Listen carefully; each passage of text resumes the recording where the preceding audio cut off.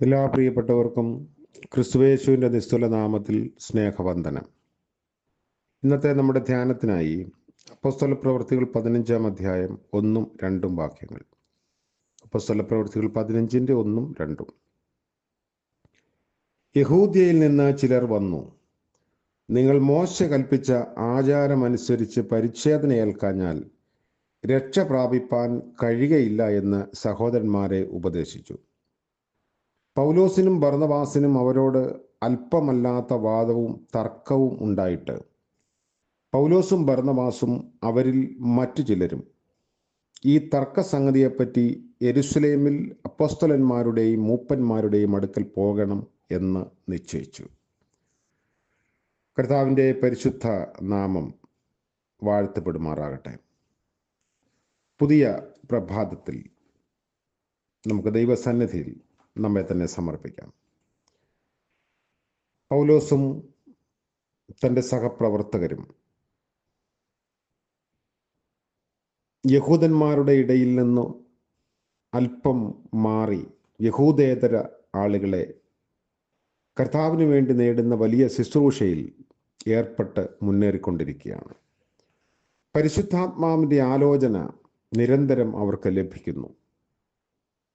ജാതികളിൽ വലിയൊരു കൂട്ടം വിശ്വസിച്ച് കർത്താവിൻ്റെ നാമത്തെ സ്വീകരിച്ചത് തങ്ങളുടെ പ്രവർത്തനത്തിൽ ഏറ്റവും മെച്ചമായ ഒരു വഴിത്തിരിവായി അവർ മനസ്സിലാക്കുകയാണ്. 14-ാം അധ്യായത്തിൽ ദൈവം തങ്ങളോടുകൂടെ ഇരുന്ന് ചെയ്തതൊക്കെയും ജാതികൾക്ക് വിശ്വാസത്തിൻ്റെ വാതിൽ തുറന്നു കൊടുത്തതും അറിയിച്ചു എന്ന് രേഖപ്പെടുത്തിയിട്ടുണ്ട്. ഇത് സാമൂഹ്യമായി അല്ലെങ്കിൽ മതപരമായി വലിയ കോളിളക്കങ്ങൾ സൃഷ്ടിക്കാൻ കാരണമായ സംഗതികളാണ്. വിജാതീയർ യേശു ക്രിസ്തുവിൽ വിശ്വസിച്ച സഭയുടെ കൂട്ടായ്മയിൽ പ്രവേശിച്ചു. ക്രിസ്തു വിശ്വാസികൾ പരസ്പരം സഹോദരന്മാർ എന്നാണ് കരുതിയിരുന്നത്. സ്വാഭാവികമായി ചില പ്രയാസങ്ങൾ സഭയിലുണ്ടായി. വിജാതീയർ യഹൂദമതത്തിൽ ചേരുന്നതിന് മുൻപ് പരിച്ഛേദന ഏൽക്കുക പതിവായിരുന്നു. അങ്ങനെയാണ് മതം അനുശാസിച്ചിരുന്നതും. ക്രിസ്തു വിശ്വാസത്തിലേക്ക് വരുന്ന വിജാതീയർ അതുപോലെ ആദ്യം പരിച്ഛേദന ഏൽക്കണമെന്ന് പരീക്ഷ പക്ഷക്കാരായ വിശ്വാസികളിൽ ചിലർ അന്ത്യോക്യയിലെത്തി വാദിച്ചു. അതായത് യഹൂദ മതത്തിൻ്റെ ഒരു അവാന്തര വിഭാഗമായിട്ടേ വിശ്വാസ സമൂഹത്തെ അവർ കരുതിയുള്ളൂ. പരീശന്മാർ പല വിധത്തിലും ആദരണീയരായിരുന്നു. വേർതിരിക്കപ്പെട്ടവർ എന്നാണ് പരീശൻ എന്ന വാക്കിൻ്റെ അർത്ഥം തന്നെ. സെപ്പറേറ്റഡ്. തികഞ്ഞ മതനിഷ്ഠയുള്ളവർ.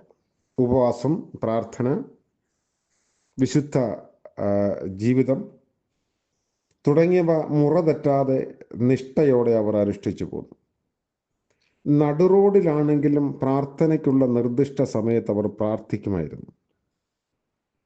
സ്ത്രീകളോട് പെറ്റമ്മയാണെങ്കിൽ പോലും നടുറോഡിൽ വെച്ച് പരസ്യമായി അവർ സംസാരിക്കാറില്ല.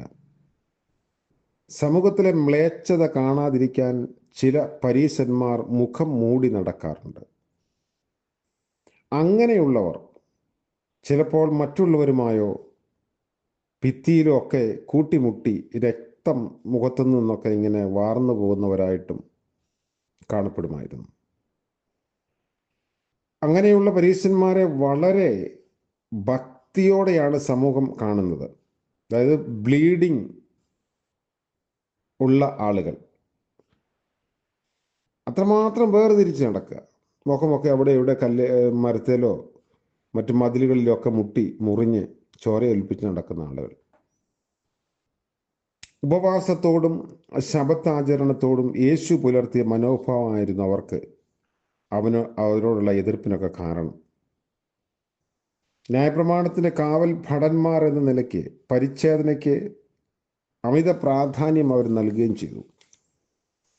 ബർന്നബാസിനും പൗലോസിനും പരീശപക്ഷക്കാരായ സഹോദരന്മാരുടെ പരിച്ഛേദനാവാദത്തോട് അല്പമല്ലാത്ത വാദവും തർക്കവും ഉണ്ടായി. വിഷയം പർവ്വതീകരിച്ച് അകന്ന വിഭാഗിതയെ സൃഷ്ടിക്കാൻ ശ്രമിക്കാതെ യെരുശലേമിൽ അപ്പോസ്തലന്മാരുടെ മുൻപിൽ ഈ ഒരു കാര്യം വെക്കുന്നു. അഭിപ്രായ വ്യത്യാസങ്ങൾ ഉണ്ടാകുക സ്വാഭാവികമാണ്. എന്നാൽ അതല്ല അതിൻ്റെ അന്തം എന്ന് പറയുന്നത്.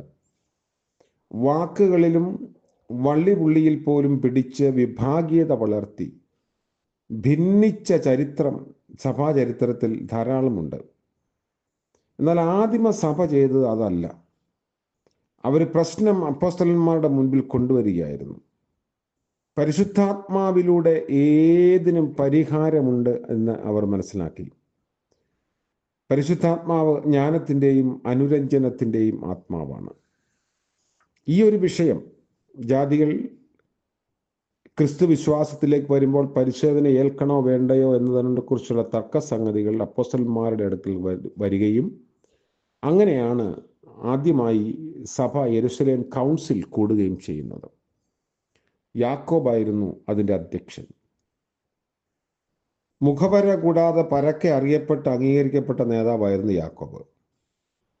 നിരന്തരം മുട്ടിന്മേൽ നിന്ന് പ്രാർത്ഥിച്ച് ഒട്ടകത്തിൻ്റെ മുട്ടുപോലെ തഴമ്പുള്ള യാക്കോബ് സഭയുടെ നെടുന്തൂണായി അറിയപ്പെട്ടിരുന്നു. പരിശുദ്ധാത്മാവ് തന്നോടുകൂടെ ഇരുന്ന് പ്രവർത്തിച്ച വിധം പത്രോസ് ആ സമയത്ത് ഓരോന്നായി വിവരിച്ചു.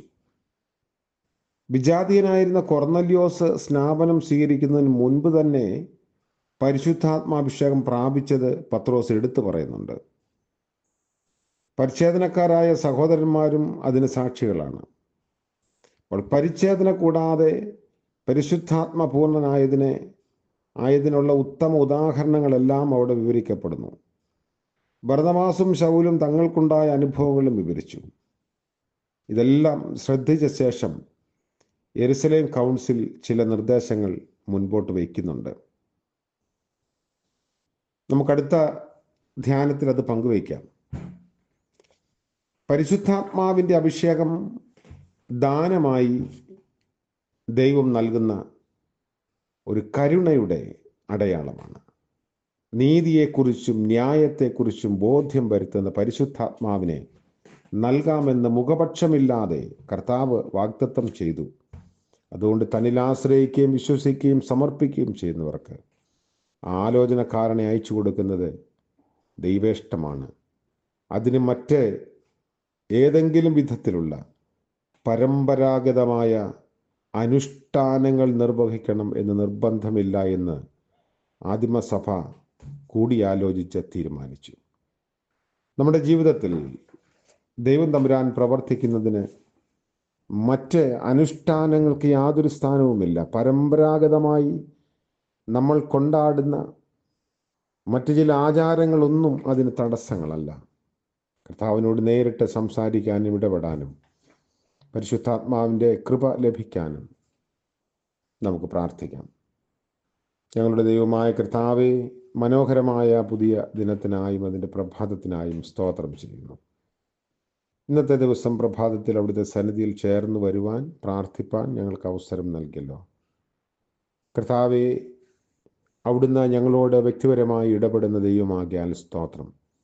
ഞങ്ങളുടെ ഏത് കാര്യത്തിലും ഏതാവശ്യത്തിലും ഏത് നേരത്തും പ്രാർത്ഥന കേട്ട് ഞങ്ങൾക്ക് മറുപടി തരാൻ അവിടുന്ന് മതിയായവനായതുകൊണ്ട് ഞങ്ങൾ അങ്ങയെ മഹത്വപ്പെടുത്തുന്നു. ഇന്നത്തെ പകൽക്കാല ജീവിതത്തിൽ അവിടുത്തെ കൃപ കൂടെ ഇരുന്ന് ഞങ്ങളെ അനുഗ്രഹിക്കണമേ. ദോഷകരമായ എല്ലാ അനുഭവങ്ങളിലും ഞങ്ങൾക്ക് വിടുതൽ നൽകണമേ. പ്രഭാതം മുതൽ പ്രദോഷം വരെയും അവിടുത്തെ ആലോചനയാൽ വഴി നടത്തണമേ. ഇന്ന് ജന്മദിനം ആഘോഷിക്കുന്ന പ്രിയപ്പെട്ടവർക്ക് വേണ്ടിയും വിവാഹ വാർഷികം ആഘോഷിക്കുന്നവർക്ക് വേണ്ടിയും പ്രാർത്ഥിക്കുന്നു. അനുഗ്രഹത്തിൻ്റെയും നന്മയുടെയും ഉറവിടമായ അങ്ങയിൽ നിന്ന് കൂടുതൽ കൃപ പ്രാപിച്ച് ജീവിപ്പാൻ സഹായിക്കണമേ. യേശു മിശിഹാ മൂലം പ്രാർത്ഥിക്കുന്നു. കൃപയോടെ കേൾക്കുമാറാകണമേ. ആമേൻ. ത്രിയേക ദൈവത്തിൻ്റെ അനുഗ്രഹവും കൃപയും കാവലും നാം ഏവരോടും കൂടെ ഇന്നും എന്നേക്കും ഉണ്ടായിരിക്കുമാറാകട്ടെ. ആമേൻ.